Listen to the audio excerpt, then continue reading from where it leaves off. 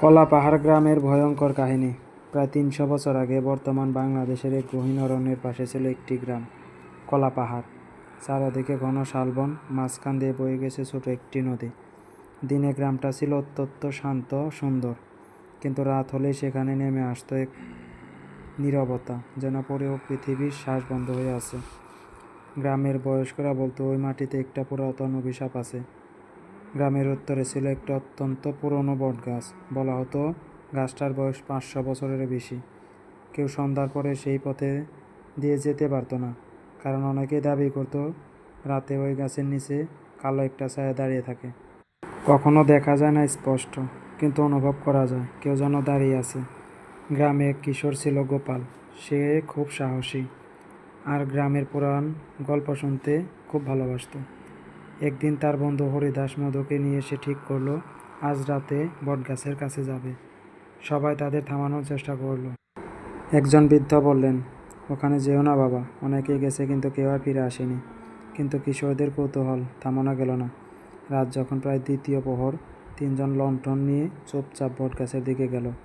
বনের ভেতর ঢুকতেই তারা শুনল পাতার শব্দ, যেন কেউ হাঁটতেছে। হরিদাস ফিসফিস করে বলল, আমাদের ছাড়া কেউ আছে এখানে?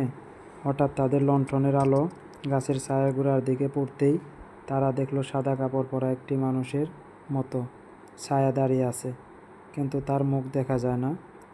তারা স্থির হয়ে দাঁড়িয়ে রইল। ছায়াটা ধীরে ধীরে এগোতে লাগলো, কিন্তু আশ্চর্য ব্যাপার, মাটিতে কোনো পায়ের শব্দ নেই। হঠাৎ গোপাল সাহস করে বলল, তুমি কে? সঙ্গে সঙ্গে ঝাপটা একটা হাওয়া এলো, লণ্ঠন নিভে গেল, চারদিকে অন্ধকার। তারপর তারা শুনল একটা দীর্ঘ কান্না। পরদিন সকালে তারা গ্রামের পুরাতন এক বৃদ্ধ হেমচন্দ্রের কাকার কাছে গিয়ে বলল। বৃদ্ধ ধীরে ধীরে একটা পুরানো গল্প বললেন। অনেক বছর আগে সেই গ্রামে এক জমিদার ছিল, দুর্জয় সিংহ। সে ছিল অত্যন্ত নিষ্ঠুর। একবার গ্রামের এক দরিদ্র কৃষক তার কাছে ঋণ শোধ করতে না পারায় জমিদার তাকে মারধর করে হত্যা করে। কৃষকের স্ত্রী সেই বটগাছের নিচে দাঁড়িয়ে অভিশাপ দেয়, এই গ্রামে আর কখনো শান্তি পাবে না। তারপর সে নিজেও গলায় ফাঁস দেয়। তারপর থেকে এই গ্রামে অদ্ভুত ঘটনা শুরু হয়। রাতে কান্নার শব্দ, বটগাছের নিচে সাদা ছায়া, মাঝরাত্রে অদৃশ্য পায়ের শব্দ। অনেক মানুষ বলতো ওটা সেই কৃষকের স্ত্রী। কয়েকদিন পরে এক ভয়ঙ্কর রাতে গোপাল আবার একা বটগাছের কাছে যায়।